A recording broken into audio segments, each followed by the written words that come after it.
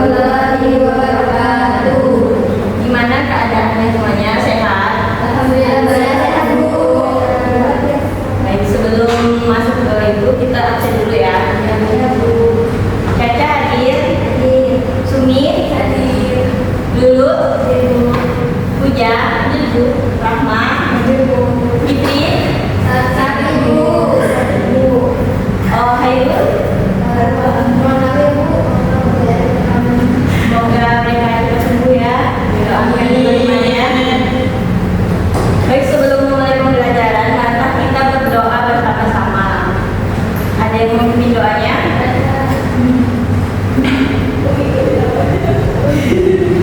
Sebelum belajar mari kita berdoa bersama-sama. Berdoa dimulai.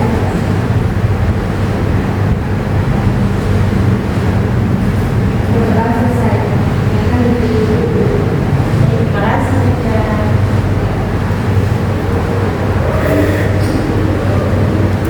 Dan enggak kita mau bahas apa?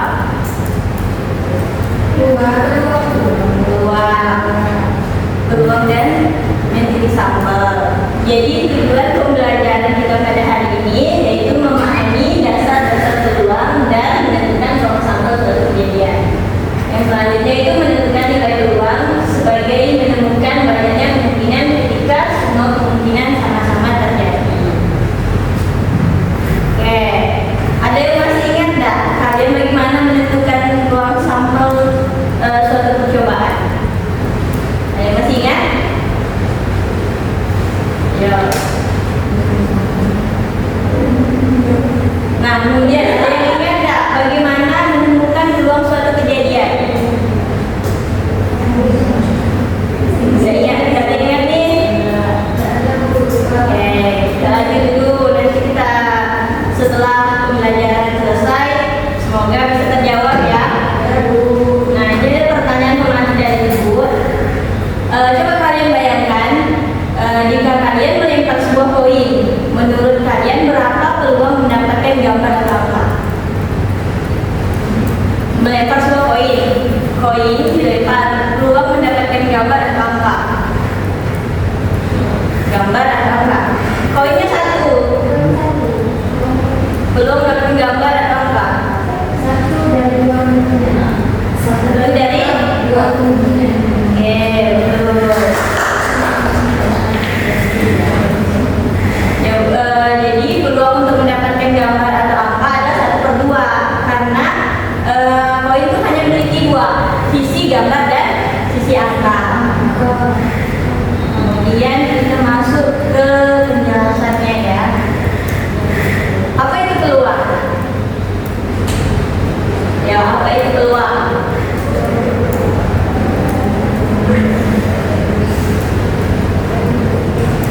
Apa itu peluang? Peluang adalah suatu Kemungkinan. Mungkin saja. ya, yang lain.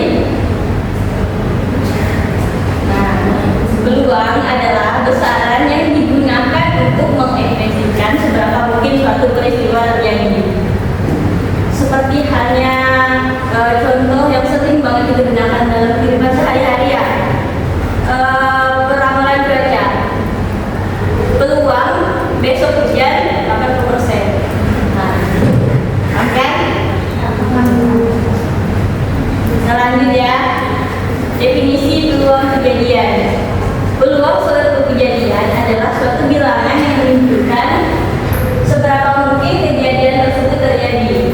Jika semua hasil suatu percobaan memiliki kemungkinan yang sama untuk terjadi, peluang kejadian A yang disimbolkan dengan P dan huruf A ditentukan dengan rumus sebagai berikut.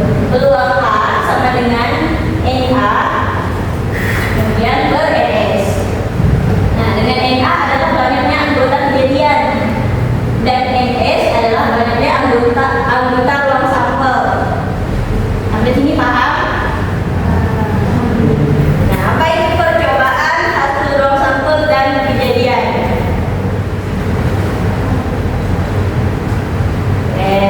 Percobaan, ada yang mau baca nggak nih? Oke, baca nggak? Percobaan adalah kegiatan yang menghasilkan satu atau lebih hasil.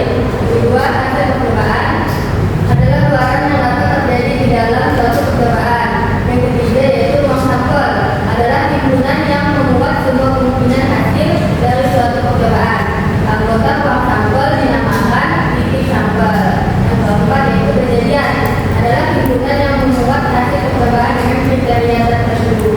Oke, lanjut Mas. Jadi di sini udah tahu kan apa itu percobaan, hasil percobaan, ruang sampel dan kejadian. Oke, kita lanjut. Di sini ada konsep dasar peluang yang pertama. Peluang dapat diekspresikan sebagai pecahan 1/10, desimal 0,1 serta persentase 100%. Biasanya ditulis dengan P peluang jumlah kasus yang memenuhi syarat per jumlah total semua kasus, atau bisa disimbolkan dengan P sama dengan A per NS. Oke, kita lanjut. Ini ada contoh pertama. Kelas IPA kelas matematika mengadakan sebuah lomba berhitung. Nah, kalian memutuskan ikut lomba berhitung tersebut.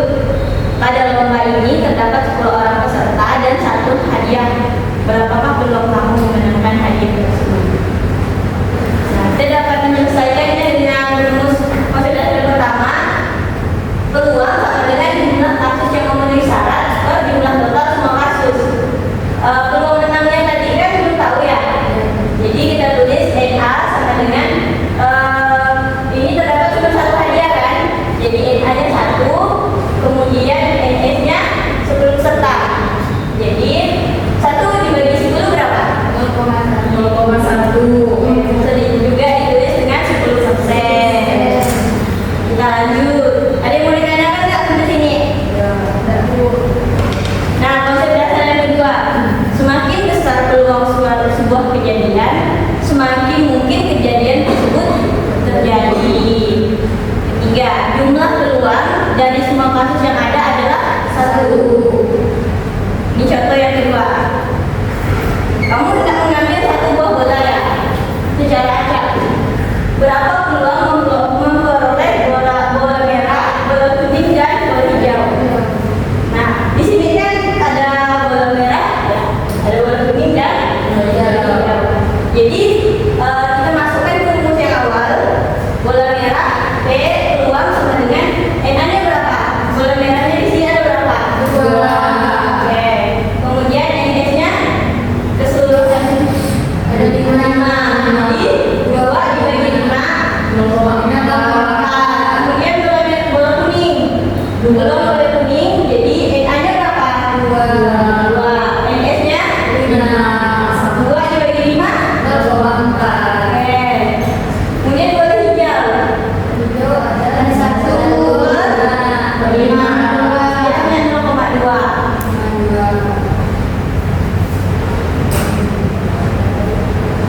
Nah, jadi peluang memperoleh bola merah lebih besar daripada memperoleh bola hijau. Di mana tadi kan 0,4 lebih besar dari 0,2. Jika kita jumlahkan semua peluang bola merah 0,4, bola kuning 0,4 dan bola hijau 0,2 jadi 1. Jadi sesuai dengan konsep dasar 2 dan 3. Jadi yang pertama kan tadi semakin besar peluang itu kejadian, maka semakin mungkin kejadian itu terjadi. Nah, terus yang ketiga ini kan jumlah peluang semakin semua kasus yang ada mendekati 1 itu juga terpenuhi. Jadi kita lanjut ya. Nah, contoh yang ketiga, dari pelemparan 1 buah dari berapakah peluang memperoleh angka 5? Ada yang mau jawab? Ya, kita bahas sama-sama dulu ya. Nah, kita masuk dari rumus yang tadi. Peluang FA per S sama dengan 1 buah dadu, jadi 1 per 6. Mata dadunya 1, 2, 3, 4, 5, 6. Peluang memperoleh angka ganjil yang ditanya kan? Jadi peluang sama dengan A per NS. NA-nya berapa? Kan kita yang angka ganjil ya. Jadi angka ganjil di sini ada berapa? Ada 3. 1, 2, 3 per 6 ya. 3 bagi 6 1 per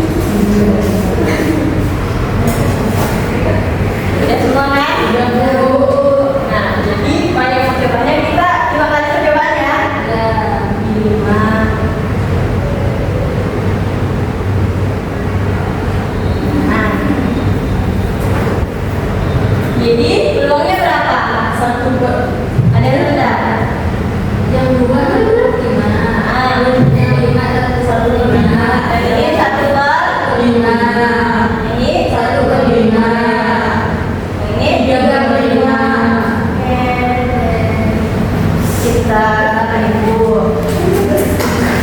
Oke, kita lanjut ya.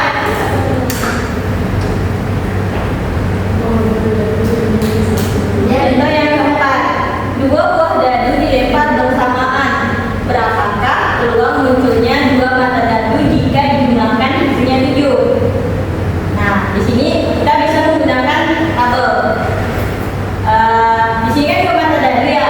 Jadi ini mata dadu pertama, ini mata dadu kedua. Jadi yang ditanya jumlah menghasilkan 7 ya. Jadi di sini kan 1,6. 6 tambah 1 7. 2 tambah 5 7. Oke, sampai 6 tambah 1 lagi. Jadi NA-nya sama dengan 6. NS-nya 36. Oke, ini kan ada 1, 2, 3, 4, 5, 6. Jadi kita sebenarnya 6. NS-nya 36 karena dua mata dadu ini 36. Jadi kita masukkan peluang 7 sama dengan 3/36. 3 bagi 36 berapa? 1/12. Oke. Sampai sini paham? Paham. Oke, kita lanjut ya. Nah, ini sudah saya keempat. Peluang kejadian A dan kejadian B adalah peluang kejadian A dikali peluang kejadian B. Nah, ini contoh yang kelima. Kalian melempar sebuah koin, kemudian melempar sebuah dadu. Berapakah peluang kamu mendapatkan sisi angka pada koin dan bilangan genap pada dadu?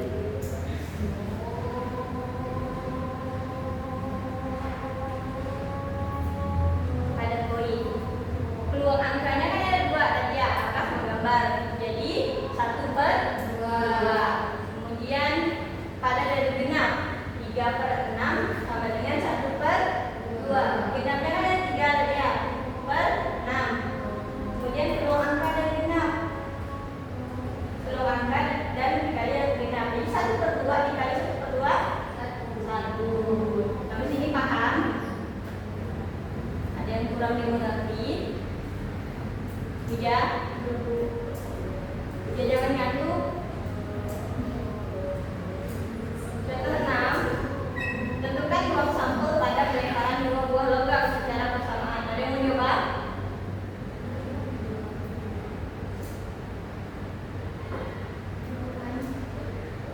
Coba sama-sama. Cara yang pertama bisa menggunakan tabel, bisa menggunakan diagram pohon. Tadi kan yang ditanya menentukan ruang sampel ya.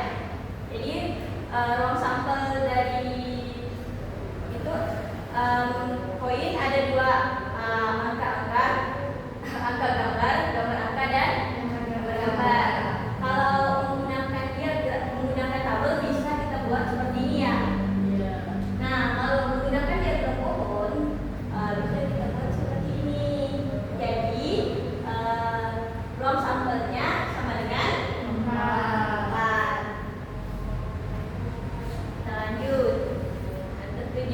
Sebuah tas berisi 5 bola bergambar burung Leo dan 3 bola bergambar komodo. Jika kalian akan mengambil 1 bola dari tas tersebut secara acak, berapakah peluang mengambilnya bola bergambar komodo? 38. Apa? 38. Yang lain?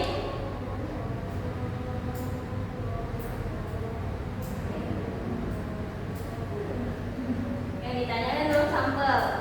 Jadi diketahui NS-nya tadi bola yang ada di tasnya ada 8 ya.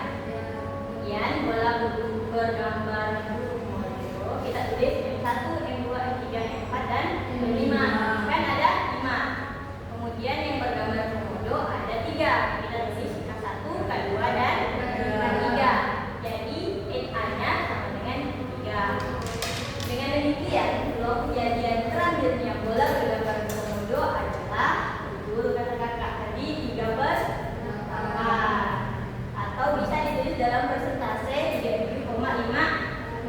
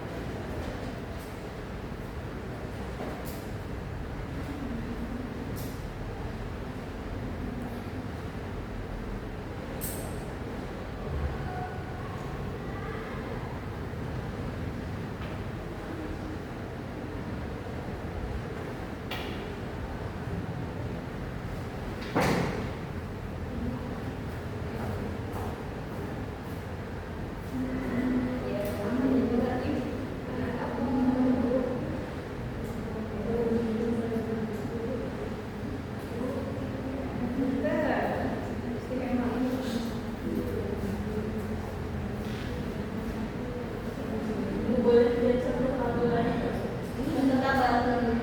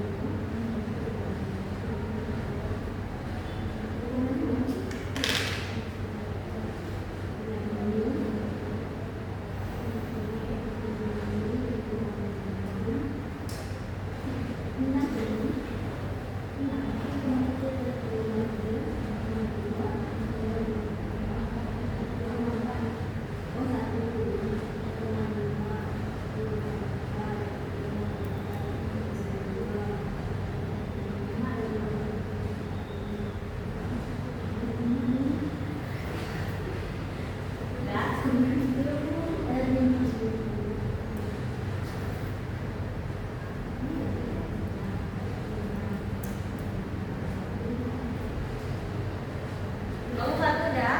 Belum bu. Dua?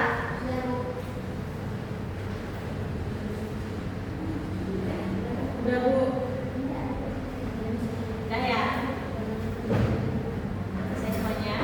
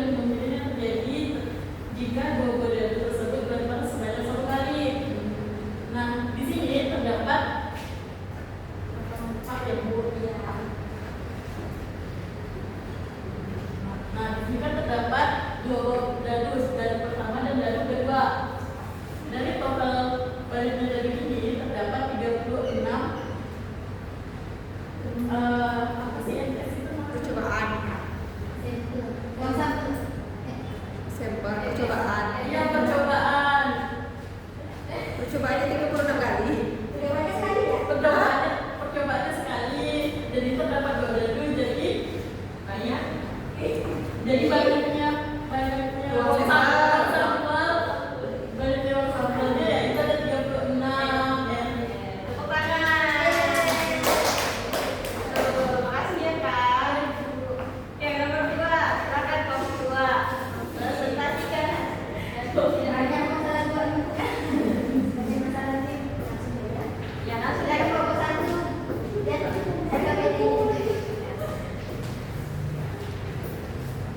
Misalkan A itu kejadian munculnya jumlah kedua mata dari sama dengan 9. Berarti kedua mata dari ini apabila dijumlahkan hasilnya dapat 9.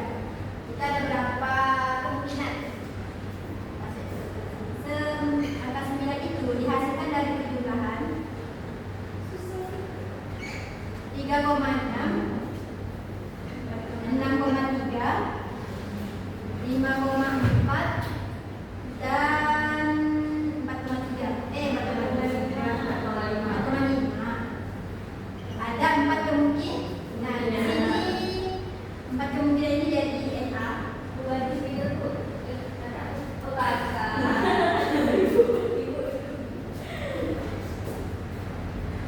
Di sini NA-nya itu 4. NS atau sampelnya itu ada 36. Jadi peluang munculnya angka 9 itu 4 dari 36 kemungkinan atau 1 ke 9. Oke, tangannya dulu. Jadi berarti kalian sudah paham semuanya ya. Sudah, Bu.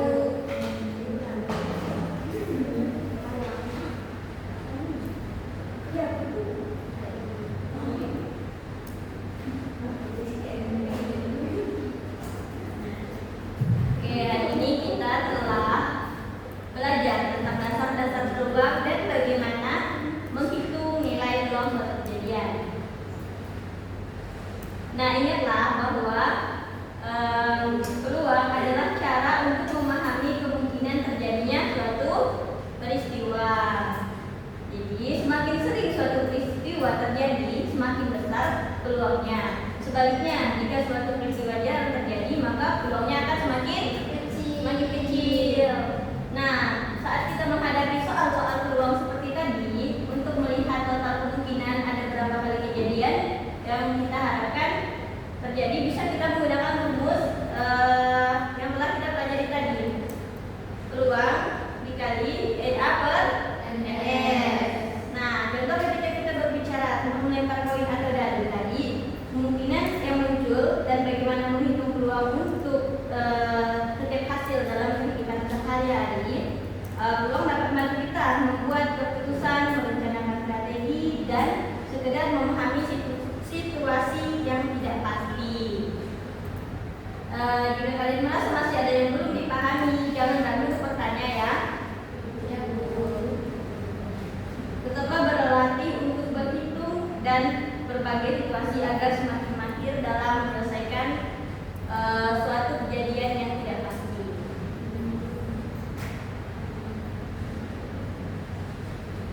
Jadi refleksi di awal yang ditanyakan berarti sudah paham semuanya ya? Oke, baik. Nanti Ibu kirim refleksi akhir dari pembelajaran kita hari ini untuk mengetahui apakah kita sudah mengerti atau belum pembelajaran kita hari ini. Semoga pembelajaran kita hari ini bermanfaat untuk kita semua. Dan menjadi lebih baik lagi dan bermanfaat. Oke, ini yang terakhir ya, materi terakhir di pembelajaran kita kelas 2. Ada sedikit dari Ibu. SBQ-nya kalau Ibu bilang konsentrasi, kalian bilang konsentrasi dimulai. Jadi tujuan SBQ ini supaya kita lebih fokus dan tidak jauh dalam belajar. Kalau Ibu bilang konsentrasi, kalian bilang